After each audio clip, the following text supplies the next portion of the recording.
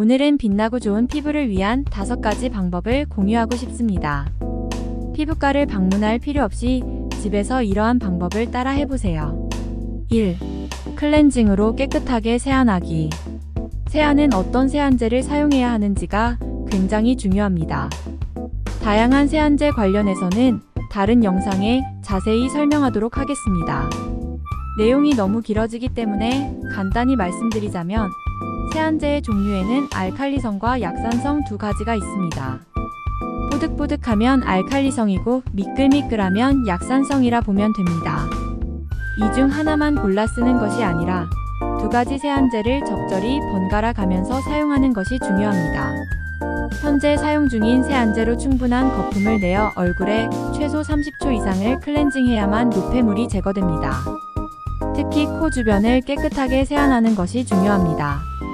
보통 1차 세안과 2차 세안을 권장하며 1차와 2차 세안을 마치면 토너로 닦아주는 것은 생략해도 됩니다. 그건 3차 세안까지 가서 피부를 굉장히 민감하게 하기 때문에 폼 세안만으로도 충분합니다.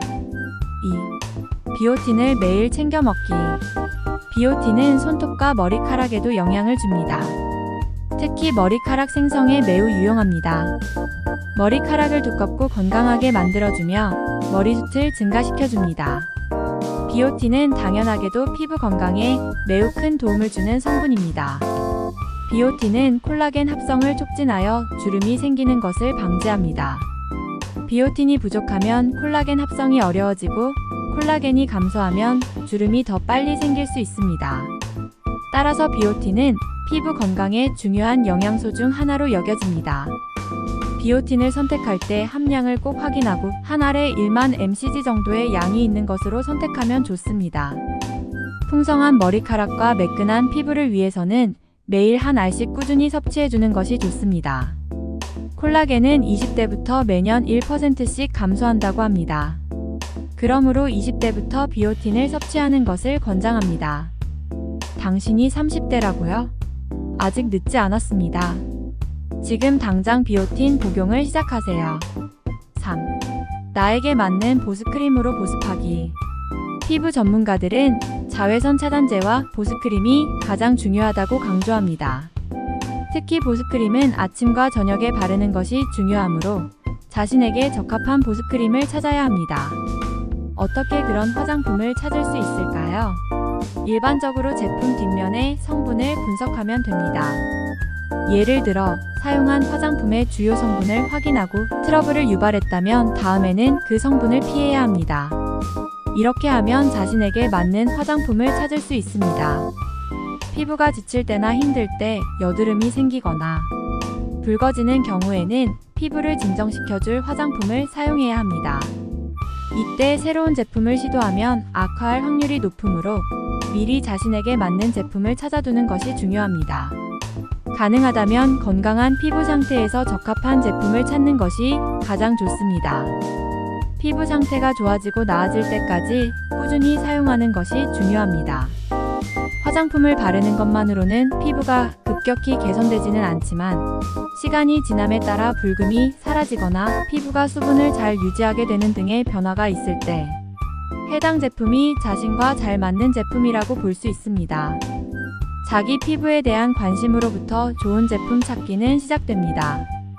보습크림을 2시간마다 꾸준히 발라주는 것을 보태라고 부르며 매일 나만의 방식으로 피부 관리를 실천하고 있습니다. 4. 매일매일 마스크팩 하기. 마스크팩 사용은 피부를 좋게 만들어줍니다. 1일 1팩도 괜찮고 피부 상태를 봐가면서 일주일에 2-3번 정도 하시는 것도 괜찮습니다. 마스크팩은 오히려 유지 차원에서 피부가 건강할 때 해주면 더 좋습니다.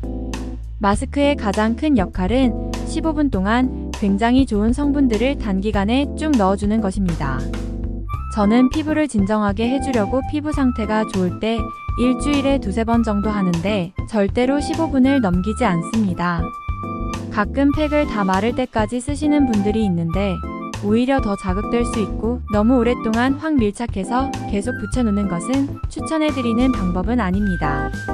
그래서 15분 정도만 했다가 떼시고 그 다음에 나머지 성분을 손으로 톡톡 두드려서 흡수시켜준 다음 보습크림으로 꼭 마무리는 해주시면 됩니다.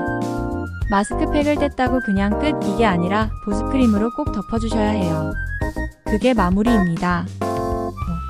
피부에 좋은 유산균 섭취하기. 유산균은 장 속에서 유해한 세균을 잡아먹어줍니다. 피부에 좋은 유산균을 먹고 싶다면 락토바실루스 플란타논이라는 균주가 들어가 있는지 확인해 봐야 합니다. 유산균을 선택할 때 균주가 엄청 많다고 해서 좋은 건 아니고 나에게 필요한 균주 10개에서 15개 들어가 있는지 확인하면 됩니다. 그 이상이 들어가 있으면 밸런스를 맞추는 게 굉장히 어렵다고 하니 주의하세요. 그래도 꼭 락토바실루스가 있는지 확인하고 이런 유산균을 챙겨 드시는 게 도움이 됩니다. 유산균 균주 관련해서는 다른 글에 조금 더 자세히 작성해서 올리겠습니다.